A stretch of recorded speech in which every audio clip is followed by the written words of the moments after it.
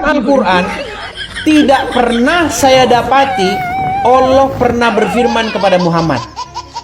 Kalau Allah berfirman kepada Musa, baru Musa menjawab, ada. Kalau Allah berfirman kepada Isa, baru Isa menjawab, ada. Allah berfirman kepada Adam menjawab, ada. Tapi kalau Allah berfirman kepada Muhammad, di dalam Al-Quran sungguh-sungguh tidak pernah saya temukan. Coba, di surat berapa, ayat berapa ada Allah berfirman kepada Muhammad dalam Quran? Silakan. Nah, benar. Oke. Terkait masalah langsung Allah yang berfirman kepada Muhammad memang tidak ada. Tidak ada. Sudah diakui ya? Oke, buat dulu pengakuan, Pak. Iya, memang pengakuan dulu. Iya, buat benar. pengakuan. Benar, memang tidak ada. Oke, buat pengakuan Secara dulu. langsung bahwa Allah tidak pernah berfirman kepada Muhammad secara langsung. Betul? benar. Tuh, lihat itu Muslim. Lihat. Ya. Allah tidak dengar Benar langsung kepada karena Muhammad. Allah menurunkan Al-Quran itu diwahyukan melalui malaikat Jibril, tidak kepada Nabi Muhammad langsung. Karena Jibril apa? berfirman Dengar kepada dulu, Muhammad. Jibril yang menyampaikan firman Allah kepada Nabi Muhammad. Oke, di ayat berapa, surat berapa? Silakan. Ayat pertama, Iqra bismi rabbikal ladzi khalaq. Di mana di Bacalah situ Muhammad Jibril? dengan nama Tuhanmu.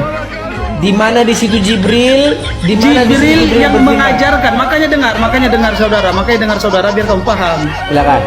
Jadi berhubung karena Allah tidak langsung kepada Nabi Muhammad, Jibril menyampaikan apa yang telah Allah sampaikan kepada Jibril dan disampaikan kepada Nabi Muhammad. Makanya Jibril langsung, Iqra bismi rabbikal ladzi khalaq. Bacalah dengan nama Tuhanmu yang telah menciptakan. Itu seruan dari Jibril kepada Nabi Muhammad. Karena Nabi Muhammad sifatnya diajarkan dia kepada. Kenapa? Karena Nabi Muhammad itu memang real, tidak mengarang dan tidak mengada-ngada, tidak menulis sendiri Al-Quran itu. Karena sifatnya Al-Quran itu turun, dihafalkan dan turun secara berkala, tidak langsung plak Al-Quran. Bukan seperti itu, saudara. Sudah? Paham? Sudah? Sudah, silakan. Baik. Berapa lama Al-Quran turun? Saya kurang tahu berapa lama. Intinya Al-Quran itu terakhir turun. Saya lupa juga. Saya lupa ini. Baik. Di dalam pemahaman orang Islam, turunnya Al-Quran itu katanya 22 tahun, 22 bulan, 22 hari, betul? Saya lupa. Jujur saya lupa. Baik. Saya akan bantah semua apa yang Anda katakan. Baik. Pertama, Anda mengutip satu surat, yaitu surat Al-Alaq. Ya, Anda katakan bahwa di situ Jibril yang berkata kepada Muhammad. Tapi sayang, itu tidak ada dalam Al-Quran itu sendiri. Lu nggak ada. Di situ tiba-tiba, sebentar. Tadi abang bicara, ya kan? Iya. Nah, begini, di situ tidak ada kata-kata Jibril. Kalau ada di situ kata-kata Jibril, saya terjun dari Monas, Bang. Nggak ada. Nggak ada, Bang. Di dalam Al-Quran tidak pernah ada cerita bahwasanya Jibril datang kepada Muhammad. Apalagi datangnya di gua, di tempat gelap. Nggak ada, Bang. Itu semua narasi-narasi yang tidak berasal dari Al-Quran.